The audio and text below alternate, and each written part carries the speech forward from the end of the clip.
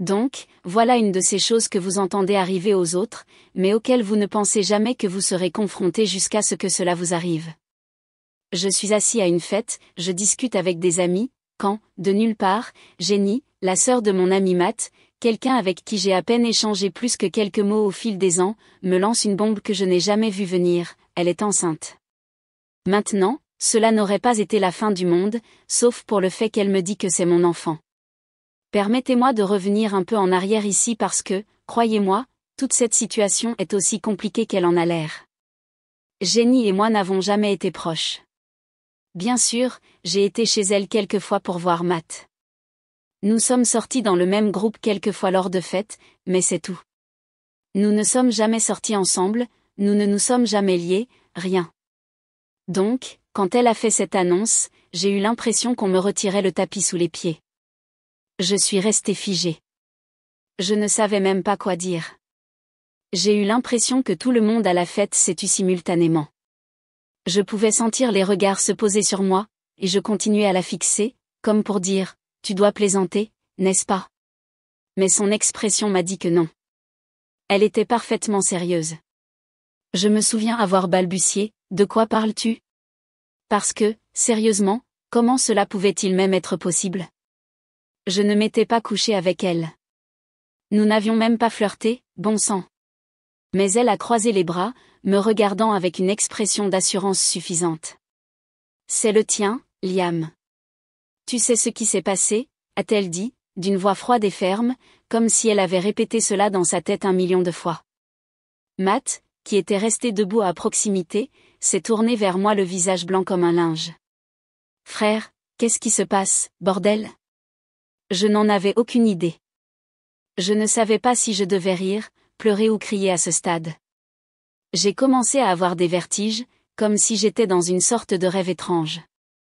Jenny était toujours là, debout, me regardant avec cette étrange confiance, comme si je devais l'accepter et faire face au fait que j'allais bientôt devenir père. Je ne sais pas de quoi tu parles, ai-je dit, essayant de garder mon calme, mais ma voix est sortie plus aiguë que je ne le voulais. Puis le visage de Jenny s'est tordu dans une sorte de sourire désagréable. Tu ne te souviens pas de cette nuit il y a quelques mois? Je sais ce qui s'est passé, même si tu veux faire semblant de ne pas le savoir. J'ai essayé de me rappeler de quoi elle pouvait parler. Rien. C'est-à-dire que oui, j'ai eu quelques nuits folles, mais pas avec elle. J'en étais sûre. Je pense que tu te trompes de mec, Jenny. Nous n'avons jamais. Je n'ai même pas pu terminer la phrase, trop confus pour trouver les mots justes. Mais elle n'a pas cédé. Je ne vais pas faire de test de paternité, a-t-elle lancé, comme si elle pouvait lire dans mes pensées. Tu sais ce que tu as fait. C'est là que les choses ont commencé à vraiment se compliquer. Refuser un test de paternité? Que cachait-elle?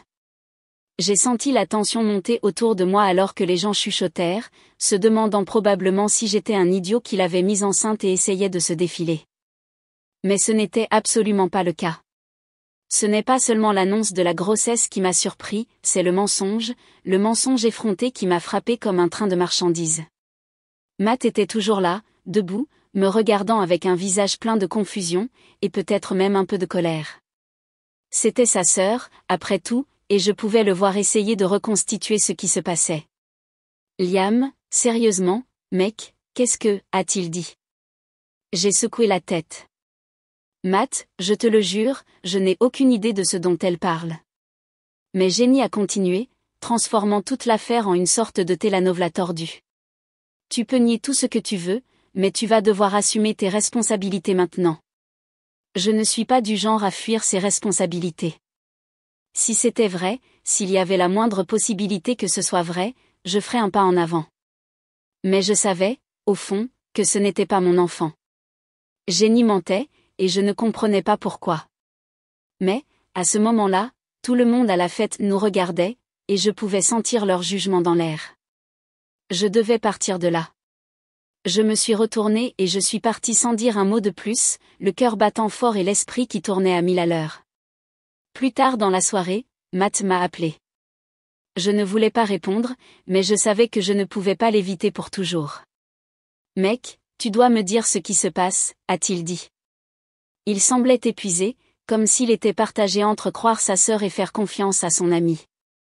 Je ne sais pas, Matt. Je ne sais pas pourquoi elle dit ça, mais ce n'est pas vrai, ai-je dit, me promenant dans mon appartement. Il y a eu une longue pause de l'autre côté de la ligne, puis il a soupiré. Elle dit qu'elle ne fera pas de test de paternité. Elle dit que tu vas devoir la croire. Ma frustration a débordé.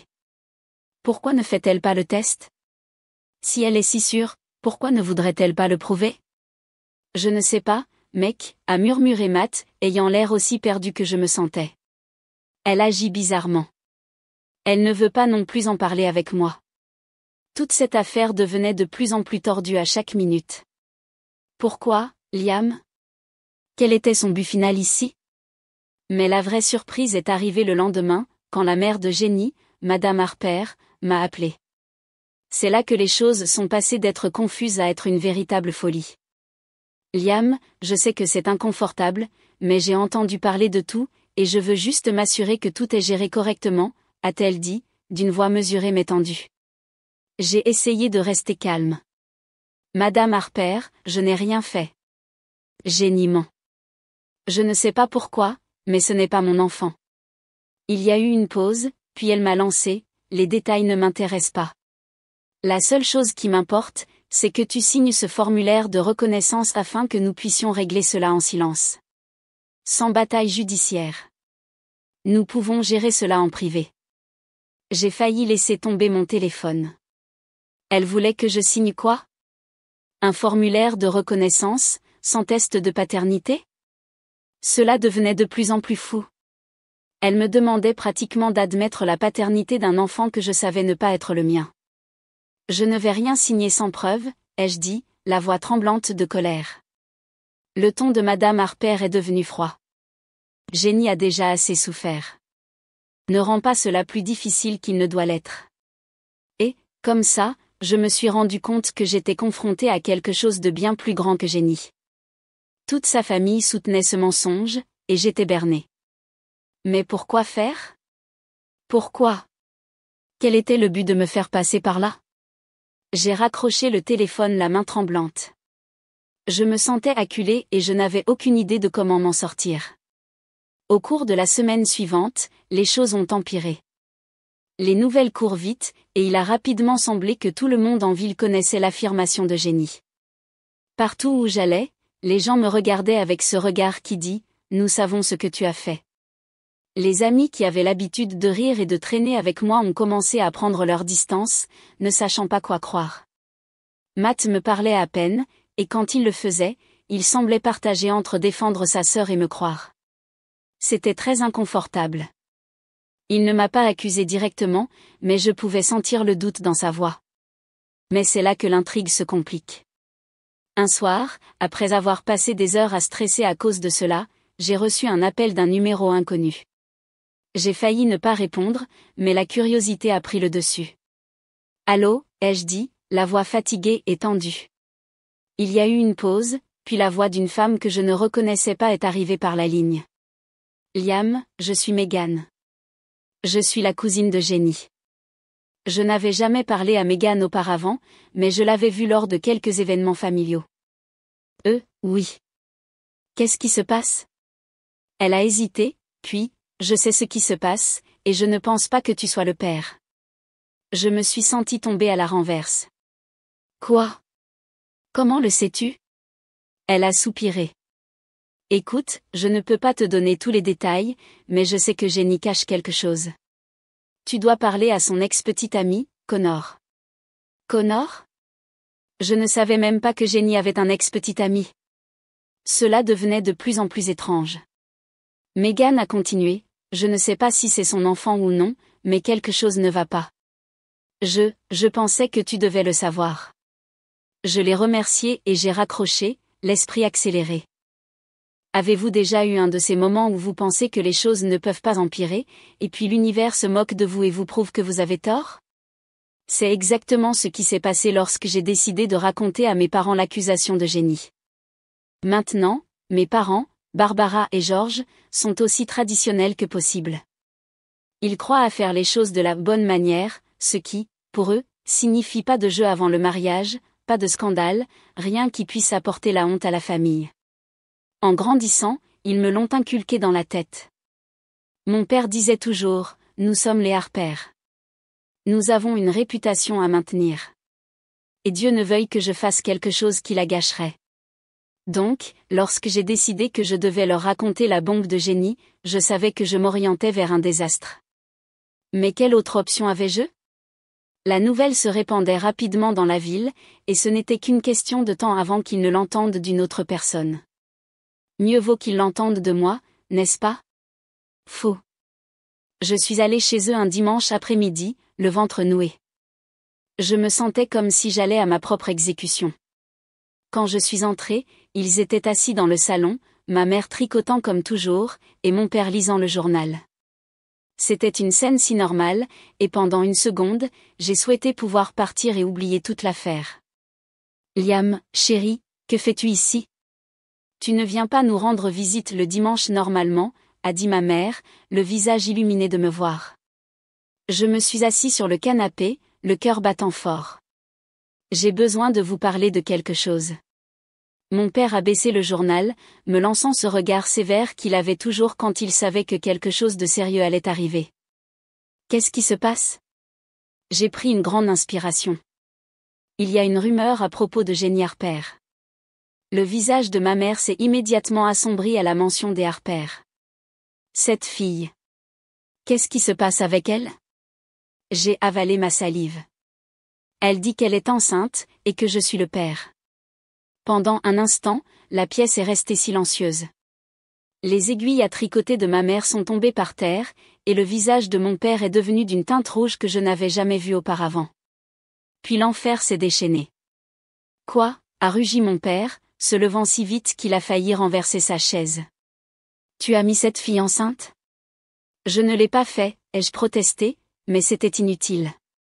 Il n'écoutait pas, papa, je te le jure, ce n'est pas vrai.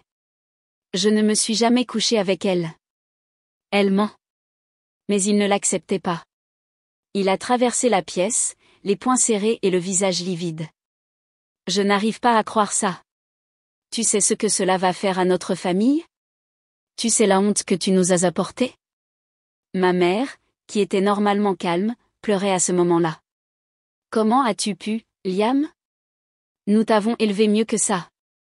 Nous t'avons dit d'être responsable. Je n'ai rien fait, ai-je crié, mais je me suis senti comme si je parlais à un mur de briques. Ils avaient déjà pris une décision. Mon père m'a pointé du doigt le visage. Tu vas assumer la responsabilité de cela, que tu le veuilles ou non. Peu m'importe si elle ment ou non, tu vas être un homme et faire un pas en avant. Je n'arrivais pas à croire ce que j'entendais.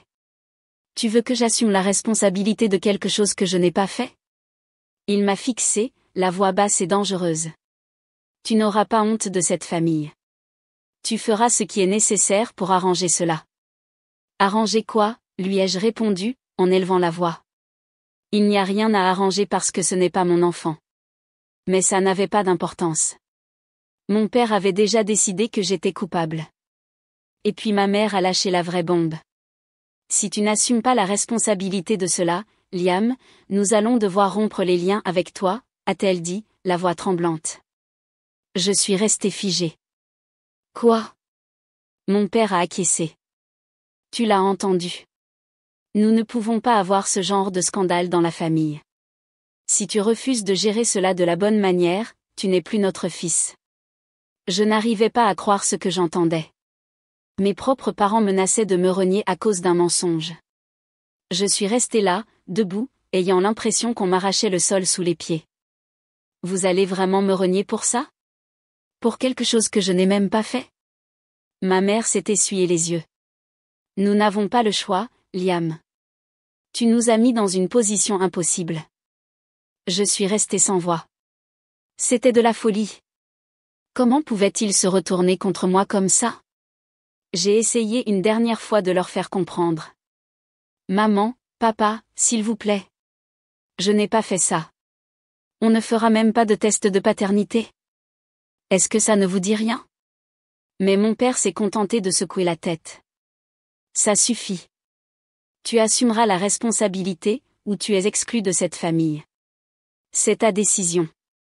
Je suis sortie de chez eux ce jour-là en me sentant complètement anéantie. Mes propres parents s'étaient retournés contre moi, tout cela à cause d'un mensonge. Je ne savais pas quoi faire. Comment étais-je censée lutter contre cela alors que même ma propre famille ne me croyait pas? Pendant les jours suivants, les choses ont continué à empirer. Mes parents m'appelaient tous les jours, m'exigeant de me rencontrer avec la famille de Jenny pour arranger les choses. Ils répétaient que je devais faire ce qu'il faut et reconnaître mon erreur. J'ai essayé de leur expliquer, encore et encore, que je n'avais commis aucune erreur, mais c'était comme parler à un mur. Puis, de nulle part, mon père est apparu dans mon appartement. Il n'a même pas appelé, il est simplement entré.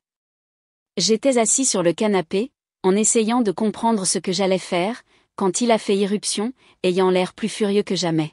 « Tu vas rencontrer la famille de Jenny ce soir », a-t-il dit, d'un ton qui ne laissait aucune place à la discussion. « Je ne le ferai pas », ai-je répondu, essayant de garder mon calme. « Je ne vais pas les rencontrer parce que ce n'est pas mon problème. »« Tu vas les rencontrer », a-t-il répété, se rapprochant de moi. « Et tu vas régler ça. » Je me suis levée, la frustration débordant. « Papa, pourquoi ne me crois-tu pas? Je n'ai pas fait ça. » Il m'a fixé, le visage à quelques centimètres du mien. « Parce que cela ne concerne pas seulement toi, Liam. Il s'agit de notre famille, et je ne vais pas laisser que tu nous traînes dans la boue. » Je n'arrivais pas à le croire. « Donc, tu es prêt à ruiner ma vie à cause d'un mensonge? » Il n'a rien dit. Il est simplement resté là, debout, me fixant comme si j'étais une sorte de criminel. Finalement, il s'est retourné et est parti, claquant la porte derrière lui. Ce soir-là, j'ai reçu un autre appel de la mère de Jenny, Madame Harper. Elle voulait que j'aille chez elle et que je les rencontre pour discuter de l'avenir. L'avenir? Quel avenir? Je n'étais pas le père de ce bébé, et je n'allais certainement pas faire semblant de l'être. Mais je savais que je ne pouvais pas éviter cela pour toujours. Donc, contre mon gré, j'ai accepté de les rencontrer. Quand je suis arrivée chez eux, la tension était si épaisse qu'on aurait pu la couper au couteau. Les parents de Jenny étaient assis sur le canapé, l'air sérieux, et Jenny elle-même était debout près de la fenêtre, évitant le contact visuel avec moi. Matt était aussi là, assis en silence, le visage tendu. « Merci d'être venu, Liam », a dit Madame Harper, la voix tendue. J'ai hoché la tête, ne sachant pas trop quoi dire. Je voulais leur crier dessus, leur demander pourquoi ils me faisaient passer par ce cauchemar, mais je savais que cela n'aiderait pas. « Nous avons tous parlé », a dit Monsieur Harper, d'une voix calme mais ferme. « Et nous pensons que la meilleure chose à faire pour toutes les personnes impliquées est que tu signes ce formulaire de reconnaissance. » Le voilà encore, ce maudit formulaire. J'ai serré les poings, essayant de garder mon calme. Je ne signerai rien tant que nous n'aurons pas fait de test de paternité. Jenny s'est alors retournée, le visage dur. Je ne vais pas faire de test. Je te l'ai dit. Pourquoi pas, ai-je demandé, la frustration débordant. Si tu es si sûr que c'est mon enfant, pourquoi ne veux-tu pas le prouver? Son visage s'est tordu de colère. Je n'ai pas besoin de te prouver quoi que ce soit. Toute la pièce est restée silencieuse, et j'ai pu sentir la tension augmenter. Ce n'était plus un malentendu. C'était un piège en bonne et due forme, et tout le monde était impliqué. Nous ne pouvons pas la forcer à faire un test, a dit Madame Harper, d'une voix calme. Mais nous pouvons aller de l'avant sans elle. Si tu signes le formulaire, nous serons tous d'accord pour gérer cela en silence. Sans procès, sans scandale public. C'est la meilleure façon de protéger la réputation de tous. Je l'ai fixé, le sang bouillant. Tu veux que je signe un formulaire qui dit que je suis le père d'un enfant qui n'est pas le mien? Tu es folle? Le visage de Madame Harper s'est durci. Si tu ne signes pas, nous porterons cela devant les tribunaux. Et crois-moi, Liam, cela ne se terminera pas bien pour toi. Cela a été la goutte d'eau qui a fait déborder le vase. Je me suis levée, le cœur battant. Portez-le devant les tribunaux, alors. Je ne signerai rien sans test. La pièce est restée silencieuse. Je pouvais sentir leur regard sur moi, plein de jugement et de colère. Mais je m'en fichais déjà. Je n'allais pas laisser qu'il ruine ma vie à cause d'un mensonge. Alors que je sortais, j'ai entendu la voix de Jenny derrière moi. Tu vas le regretter, Liam. Mais je ne me suis pas arrêtée. Je ne me suis pas retournée. J'ai continué à marcher, décidée à lutter contre cela, quoi qu'il en coûte. Quelques jours plus tard, mon téléphone a sonné à nouveau. J'ai failli ne pas répondre, mais quand j'ai vu que c'était Megan, la cousine de Jenny qui avait insinué que quelque chose n'allait pas auparavant, j'ai répondu. Liam, tu dois venir. Maintenant, a-t-elle dit, la voix urgente. Je ne savais pas à quoi m'attendre, mais je savais que je ne pouvais pas l'ignorer. Megan avait été la seule personne à suggérer que quelque chose n'allait pas, et j'avais besoin de toute l'aide possible. Quand je suis arrivée chez elle, elle m'a fait entrer rapidement. J'ai quelque chose à te montrer, a-t-elle dit, la voix basse. Elle m'a emmenée dans son salon et a sorti son téléphone. Je ne voulais rien dire avant parce que je n'étais pas sûre, mais maintenant, eh bien, tu dois voir ça. Elle m'a montré une série de SMS entre Jenny et son ex-petite amie, Connor. Les messages étaient compromettants, c'est le moins qu'on puisse dire. Dans ceux-ci, Jenny parlait de la façon dont elle n'était pas sûre de qui était le père, de la façon dont elle avait peur, et de la façon dont elle pensait me le faire porter parce que j'avais un travail stable et que je ne lutterais pas trop contre elle. J'ai senti comme si on m'avait asséné un coup de poing dans l'estomac. Megan m'a regardé avec un visage sérieux. Je suis désolée, Liam. Je ne savais pas comment te le dire, mais je ne pouvais pas laisser cela continuer comme ça. Tu mérites de connaître la vérité. Enfin, la vérité avait été révélée. Jenny avait menti tout ce temps. Ce n'était pas mon enfant. J'avais eu raison tout le temps. Armée des messages, je suis allée directement chez mes parents. Quand ils ont vu les preuves, ils sont restés bouche bée. Ma mère s'est mise à pleurer, et mon père est resté assis, regardant les messages sous le choc. Je suis vraiment désolée, Liam, a sangloté ma mère. Nous aurions dû te croire. Mais je n'ai ressenti aucun soulagement. J'étais trop en colère, trop blessée. Il s'était retourné contre moi si vite, si facilement, sans même me donner la chance de prouver mon innocence. Nous pensions que nous faisions ce qu'il fallait, a dit mon père à voix basse, la voix pleine de regret. Nous ne voulions pas que la famille soit détruite à cause de cela. Je suis restée là, debout, pendant un moment, ayant l'impression qu'on m'avait trahi de la pire manière possible. Mais au moins, j'avais maintenant la preuve. Au moins, je pouvais maintenant mettre fin à ce cauchemar. Et quant à Jenny, eh bien, je n'allais pas la laisser s'en tirer comme ça. Pas après tout ce qu'elle m'avait fait endurer. La lutte n'était pas encore terminée. Si vous pensez que les choses ne pouvaient pas empirer après avoir prouvé mon innocence, détrompez-vous. J'ai pensé que le cauchemar était enfin terminé lorsque le test de paternité est revenu, montrant, sans aucun doute, que je n'étais pas le père du bébé de Jenny. Pendant une fraction de seconde, j'ai ressenti une vague de soulagement. J'ai pensé, enfin, que je pouvais récupérer ma vie. J'ai pensé que les gens verraient la vérité, que toute cette pagaille serait finalement derrière moi. Mais je me trompais. Jenny n'avait pas fini avec moi. Les résultats du test sont sortis, et, bien sûr, ils ont démontré ce que j'avais dit tout le temps. Je n'étais pas le père. Le soulagement que j'ai ressenti a été fugace, cependant, parce que, presque immédiatement après que les résultats soient devenus officiels, Jenny a décidé de retourner la situation. Au lieu d'admettre qu'elle avait menti, au lieu d'aller de l'avant et de me laisser laver mon nom, elle a entrepris une campagne de diffamation à grande échelle. Elle a dit à tout le monde que j'avais falsifié les résultats du test. Oui, vous avez bien entendu. Jenny, dans un revirement fou des événements, a commencé à répandre des rumeurs selon lesquelles j'avais manipulé d'une manière ou d'une autre le test de paternité. Je ne sais même pas comment elle a pensé pouvoir gérer une telle chose, mais dans le monde des ragots et des rumeurs, les faits n'importent pas. Les gens ne se soucient pas de la vérité, ils se soucient du drame, ils se soucient d'une bonne histoire. Et, soudainement, je n'étais plus seulement le type qui avait été accusé d'être le père d'un enfant qu'il n'avait jamais eu. J'étais le méchant qui essayait d'échapper à ses responsabilités en trompant le système. Les rumeurs se sont répandues comme une traînée de poudre. Partout où j'allais, je sentais que les gens chuchotèrent dans mon dos, me lançant ces regards de jugement. Même les personnes qui me connaissaient depuis des années ont commencé à agir différemment. Elles ne me disaient rien en face, bien sûr, personne ne le fait jamais, mais je pouvais le sentir. Je pouvais sentir leurs doutes, leur méfiance. C'était comme si, quoi que je fasse, autant de preuves que j'avais, les gens voulaient croire le pire de moi. Au travail, les choses sont devenues inconfortables. Mes collègues, qui avaient l'habitude de plaisanter avec moi et de sortir après le travail, se sont soudainement distancés. Je les surprenais en train d'échanger des regards étranges chaque fois que j'entrais dans la salle de repos. Mon patron, Monsieur Fletcher, m'a même emmené à part un jour et m'a demandé si tout allait bien. Non pas parce qu'il s'inquiétait pour moi, mais parce qu'il s'inquiétait pour l'image de l'entreprise.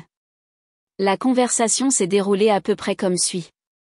Liam, j'ai entendu quelque chose, a dit Monsieur Fletcher, l'air mal à l'aise en se remuant sur sa chaise.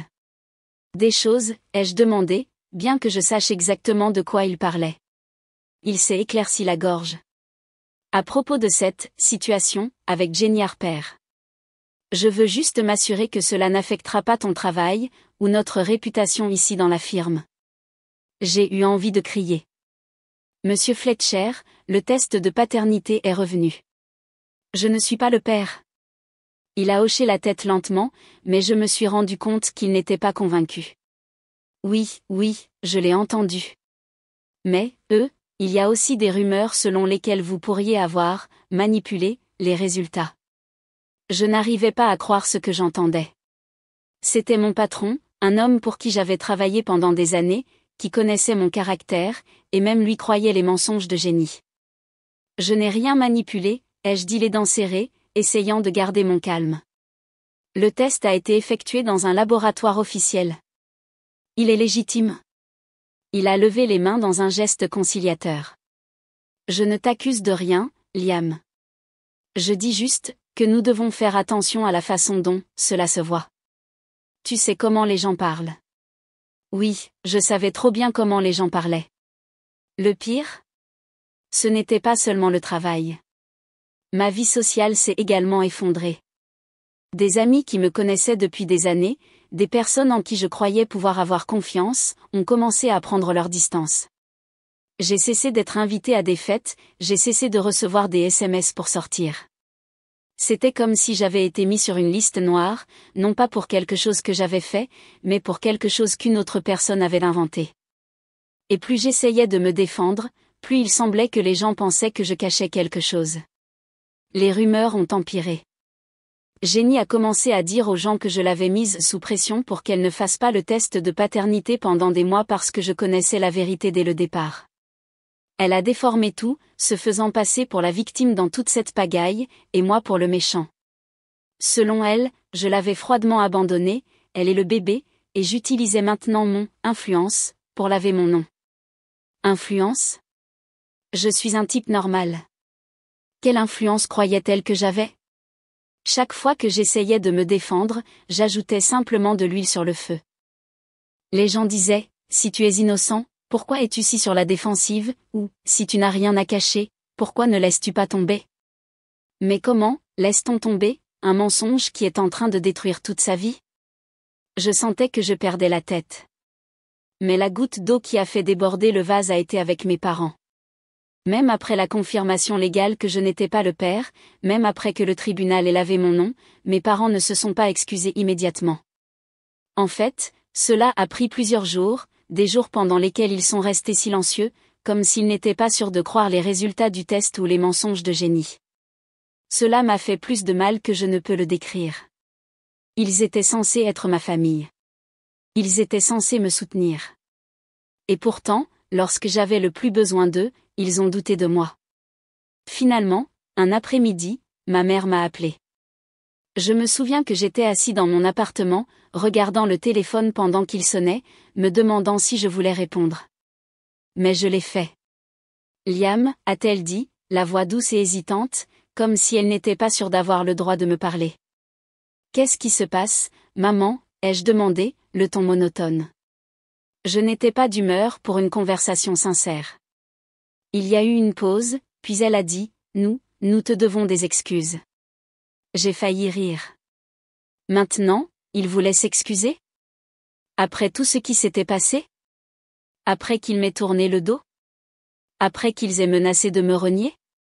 C'était trop peu, trop tard. Je suis désolée de ne pas t'avoir cru, a-t-elle continué, la voix tremblante. Ton père et moi, nous étions tellement préoccupés par la réputation de la famille. Nous pensions que nous faisions ce qu'il fallait. Ce qu'il fallait? Il pensait que me jeter sous le bus était ce qu'il fallait? J'ai pris une grande inspiration, essayant de garder mon calme. Maman, vous ne m'avez pas cru.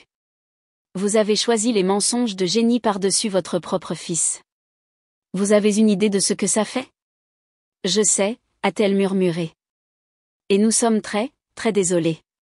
Puis est venue la vraie surprise. Nous voulons t'aider. Nous savons que cela a été difficile, et nous avons réservé de l'argent pour toi, pour t'aider à te remettre. De l'argent. Il pensait que l'argent pouvait arranger cela. J'ai serré le téléphone, sentant ma frustration grandir. Tu crois que me jeter de l'argent va compenser ce que vous avez fait? Il ne s'agit pas de ça, a-t-elle dit rapidement. Nous voulons juste arranger les choses. Mais il ne pouvait pas arranger les choses. Le mal était fait. J'avais passé des mois à être vilipendée, mis à l'écart par mes amis, mis en doute par mes propres parents, tout cela à cause d'un mensonge. Et maintenant, alors que la vérité avait été révélée, alors qu'il réalisait enfin que j'avais dit la vérité tout le temps, il pensait qu'un chèque pouvait arranger cela. Je ne veux pas de votre argent, ai-je dit, la voix basse. Liam, s'il te plaît. Je ne veux rien de vous, ai-je interrompu, la voix tremblante de colère. Vous ne m'avez pas cru quand j'en avais le plus besoin. Vous vous êtes retourné contre moi. Et maintenant, vous croyez qu'une excuse et de l'argent vont améliorer les choses? C'est fini, maman. Tout est fini. Il y a eu le silence de l'autre côté de la ligne, et puis, doucement, elle a dit, Liam, s'il te plaît, ne dis pas ça. Nous t'aimons. J'ai fermé les yeux, les mots me piquant plus que je ne m'y attendais. Si vous m'aimiez, vous m'auriez cru. Au revoir, maman. J'ai raccroché avant qu'elle ne puisse rien dire de plus. Et, comme ça, j'ai senti que le dernier fil qui me reliait à mes parents se brisait. C'était fini. Fini avec leurs mensonges, fini avec leur trahison, fini avec leur obsession pour la réputation au-dessus de la famille. M'éloigner de ma famille n'a pas été facile. Autant ils m'avaient blessé, autant je me sentais trahi, ils restaient mes parents. Mais je ne pouvais pas rester connecté à des personnes qui avaient si facilement cru le pire de moi. Je ne pouvais pas faire semblant que tout allait bien alors qu'ils m'avaient abandonné à mon pire moment. Les semaines suivantes ont été difficiles. Les rumeurs étaient toujours là, et Jenny continuait à parler. Mais au moins, j'avais la preuve légale de mon côté. C'était quelque chose, n'est-ce pas? Je continuais à me dire que la vérité finirait par éclater au grand jour, que les gens verraient à travers ces mensonges. Mais, dans une petite ville, une fois qu'une rumeur commence, c'est comme une tâche qu'on ne peut pas laver. Les gens sont plus intéressés par le scandale que par les faits. Et autant que j'essayais de l'expliquer, j'avais l'impression que personne ne voulait vraiment m'écouter. Je me suis distancée de tout le monde. J'ai cessé de sortir, j'ai cessé d'essayer de me défendre, j'ai cessé d'essayer de réparer les dégâts que Jenny avait causés. J'avais besoin d'une pause. J'avais besoin de découvrir qui j'étais sans tout ce drame qui pesait sur moi. J'ai donc décidé de prendre un congé du travail et d'aller vivre avec ma cousine Sarah dans une autre ville pendant un certain temps. Elle avait toujours été une partie neutre dans tout cela, quelqu'un qui m'écoutait sans me juger, quelqu'un qui n'avait pas cru les mensonges. Quand je lui ai dit que j'avais besoin d'un endroit où rester pendant un certain temps, elle n'a pas hésité. Bien sûr. Reste aussi longtemps que tu en as besoin. J'ai senti que c'était le premier soutien réel que j'avais eu depuis des mois. Être loin de ma ville natale était exactement ce dont j'avais besoin. Pour la première fois depuis longtemps, je pouvais respirer. Il n'y avait pas de chuchotement, pas de regard de jugement, pas de conversation inconfortable. Il n'y avait que Sarah et moi, traînant comme dans le bon vieux temps, parlant de tout sauf du gâchis que j'avais laissé derrière moi. Un soir, nous étions assis sur son porche, regardant le coucher du soleil, quand elle s'est tournée vers moi et m'a dit, « Tu sais, tu n'as pas besoin de revenir, si tu ne veux pas. » Je n'y avais pas vraiment pensé avant. Que veux-tu dire? Elle a haussé les épaules. Je veux dire que c'est peut-être le moment de recommencer. De trouver un nouvel endroit, de s'éloigner de tout le drame. Tu ne dois rien à personne là-bas. Ni à tes parents, ni à tes amis, ni à Jenny. Tu pourrais recommencer. L'idée de laisser tout derrière moi, de recommencer, était tentante. J'avais passé tellement de temps à essayer de me défendre, à essayer de laver mon nom, que je n'avais pas envisagé de simplement m'éloigner de tout. Peut-être, ai-je dit, sentant une étincelle d'espoir pour la première fois depuis des mois. Peut-être qu'il était temps de lâcher prise, de cesser de lutter, et de commencer à vivre ma propre vie à nouveau, à mes propres conditions. Au fil des jours, j'ai commencé à réfléchir sérieusement à ce que Sarah avait dit. Je me suis rendu compte que je m'étais accrochée à l'idée que je devais arranger les choses, avec mes parents, avec ma réputation, avec tout. Mais la vérité était que certaines choses ne pouvaient pas être arrangées. Et c'était bien. Jenny avait essayé de ruiner ma vie, et, d'une certaine manière, elle y était parvenue. Mais je n'allais pas la laisser avoir le dernier mot. Je n'allais pas laisser la trahison de mes parents me définir. Il était temps d'aller de l'avant. Je ne savais pas où j'irais ensuite, ou ce que l'avenir me réservait, mais, pour la première fois depuis longtemps, j'avais l'impression d'avoir le contrôle de ma vie à nouveau. Et c'était suffisant. J'aimerais pouvoir dire que m'éloigner de mes parents a été la fin de l'histoire, mais la vie a une drôle de façon de vous entraîner de nouveau dans le chaos, même lorsque vous faites tout votre possible pour la laisser derrière vous. Pendant un temps, les choses ont été calmes. Je restais chez ma cousine Sarah, reconstruisant lentement ma vie loin du drame que Jenny avait créé, et loin du contrôle étouffant de mes parents. J'ai pensé que c'était tout, que je pouvais enfin aller de l'avant. Mais ce n'était pas fini. Loin de là. Le premier signe de problème est arrivé environ 2 mois après mon déménagement. Je commençais à me sentir comme moi-même à nouveau, mon esprit était plus clair, et j'avais même commencé à chercher du travail dans la ville de Sarah. Je ne savais pas si j'allais rester à long terme, mais c'était bon d'avoir des options. Puis, un matin, j'ai reçu un message d'un vieil ami de ma ville. C'était étrange, car je ne lui avais pas parlé depuis des mois, pas depuis que tout s'était passé avec Jenny et le test de paternité. Je n'avais pas contacté beaucoup de gens après avoir rompu les liens avec mes parents, c'était plus facile comme ça. Son message était court, et, honnêtement, il m'a pris au dépourvu. Salut mec, tes parents ont demandé de tes nouvelles. Ils voulaient que je te contacte, ils ont dit que c'était important. Je suis restée à regarder le message pendant un moment, ne sachant pas comment répondre. Mes parents? Sérieusement? Après tout ce qui s'était passé? J'avais clairement indiqué que je ne voulais plus rien avoir à faire avec eux. Mais, apparemment, ils n'avaient pas compris le message. J'ai hésité à répondre ou non, mais, finalement, j'ai décidé de simplement l'ignorer. S'ils voulaient me contacter, ils pouvaient le faire eux-mêmes. Mais ce n'était que le début. Pendant les semaines suivantes, j'ai commencé à recevoir des messages de toutes sortes de personnes, des amis, d'anciens collègues, même des connaissances avec qui je n'avais pas parlé depuis des années. Tous disaient la même chose, tes parents essaient de te contacter. Ils disent qu'ils veulent juste parler. Au début, je l'ai ignoré. Mais, au fur et à mesure que les messages continuaient à arriver, j'ai commencé à sentir qu'ils m'acculaient. Ce n'était pas seulement quelques personnes, c'était tout le monde. Je me réveillais avec des SMS, des appels manqués, même des emails de gens qui disaient que mes parents leur avaient demandé de me contacter.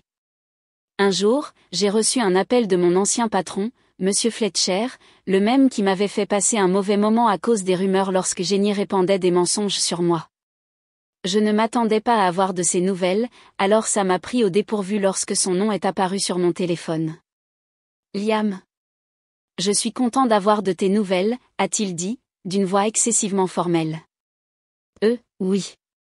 Qu'est-ce qui se passe, ai-je demandé, ne sachant pas vraiment où cela allait.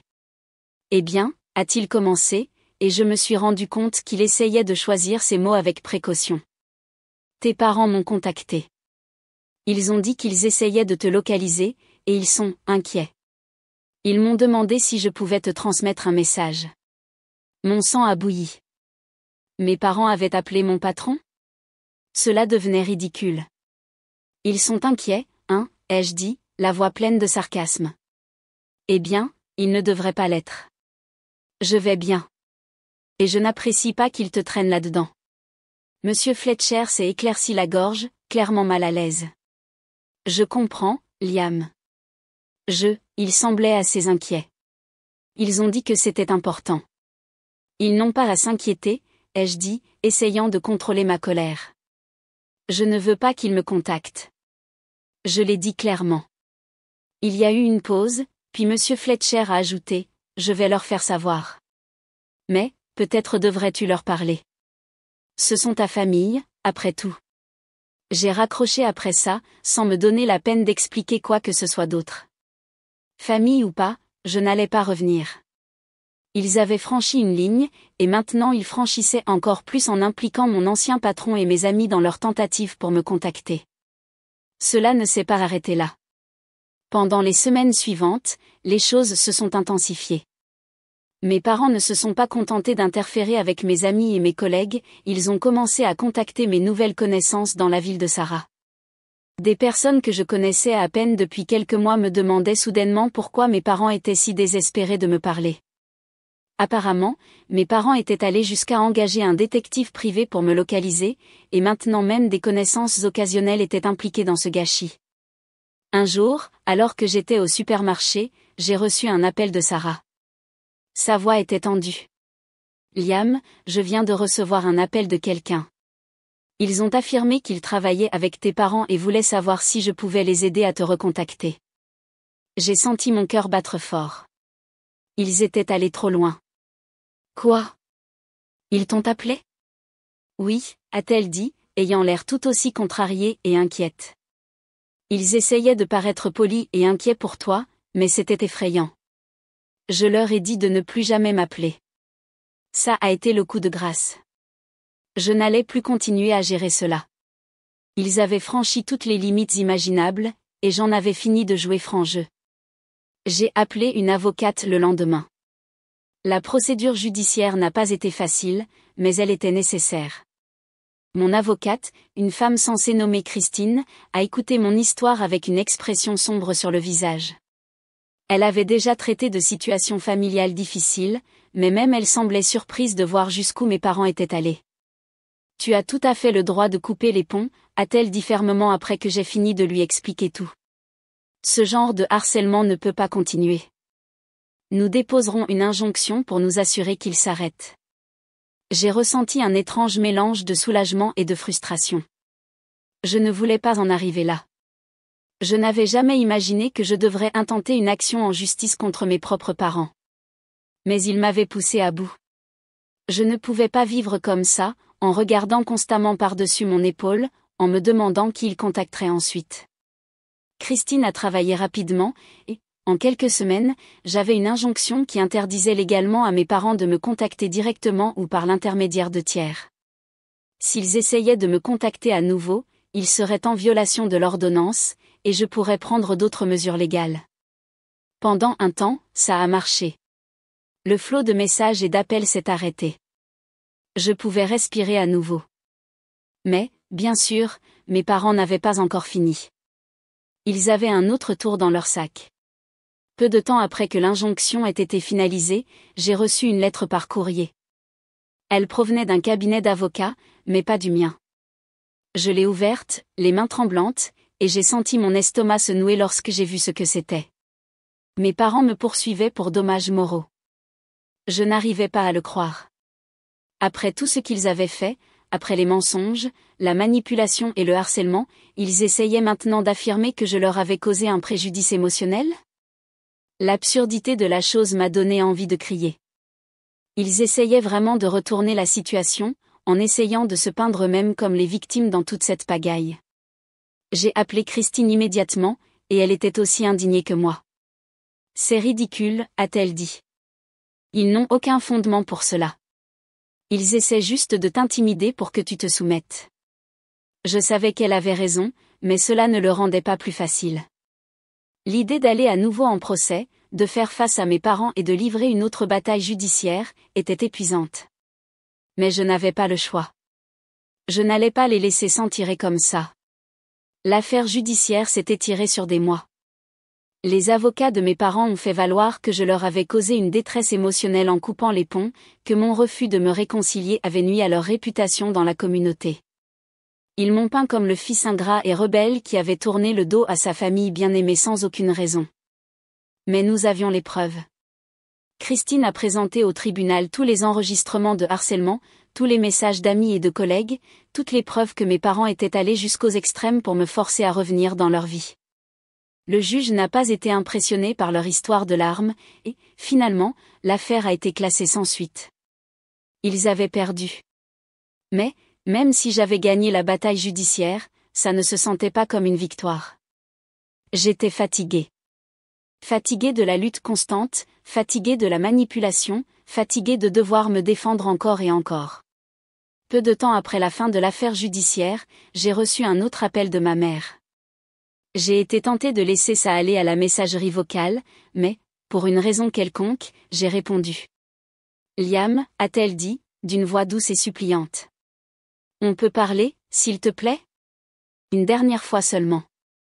Ton père et moi, nous voulons juste avoir une réunion de famille, pour parler des choses. S'il te plaît? J'ai fermé les yeux, sentant une vague d'épuisement me submerger. Une réunion de famille? Après tout? Après qu'il m'ait harcelé, essayé de ruiner ma réputation, m'ait poursuivi? Et maintenant, il voulait s'asseoir et parler comme si rien de tout cela ne s'était passé? Non, ai-je dit fermement. Je n'irai à aucune réunion. Liam, s'il te plaît, a-t-elle supplié. Nous voulons juste arranger les choses. Tu nous manques. Vous ne me manquez pas, ai-je lancé. Vous manquez d'avoir le contrôle sur moi. Il ne s'est jamais agi d'arranger les choses, il s'agissait de me faire faire ce que vous voulez, quel qu'en soit le coût. C'est fini, maman. Je ne veux pas faire partie de ça. Il y a eu un long silence de l'autre côté de la ligne, et, pendant un instant, je me suis demandé si elle allait discuter, si elle allait essayer de me manipuler à nouveau. Mais ensuite, doucement, elle a dit, « Je suis désolée. » Je n'étais pas sûre qu'elle le pensait sérieusement. Je n'étais pas sûre qu'elle comprenne même pourquoi elle s'excusait. Mais ça n'avait pas d'importance. C'était trop tard. Je ne peux plus continuer à faire ça, ai-je dit à voix basse. C'est fini. Et, avec ça, j'ai raccroché. Ce fut la dernière conversation que j'ai eue avec mes parents. M'éloigner d'eux pour toujours n'a pas été facile, mais c'était nécessaire. Ils avaient franchi trop de lignes, fait trop de mal. Il n'y avait pas de retour en arrière. Je devais reconstruire ma vie par moi-même, loin de la manipulation toxique et du contrôle qu'ils avaient essayé d'exercer sur moi pendant si longtemps. Finalement, je me suis rendu compte que parfois, la famille ne s'agit pas de sang. Il s'agit des personnes qui vous soutiennent, qui croient en vous, qui vous soutiennent sans essayer de vous abattre. Pour moi, c'était Sarah. Elle avait été là tout du long, ne me remettant jamais en question, ne doutant jamais de moi. Au fur et à mesure que j'avançais, je me suis concentrée sur la construction d'une vie qui soit la mienne, une vie où j'aurais le contrôle, où je pourrais décider qui laisser entrer et qui garder dehors. Et, pour la première fois depuis longtemps, je me suis sentie libre. Libre des mensonges, libre de la manipulation, libre de la pression d'être quelqu'un que je n'étais pas. Ce n'a pas été un chemin facile, mais c'était le mien. Et ça suffisait.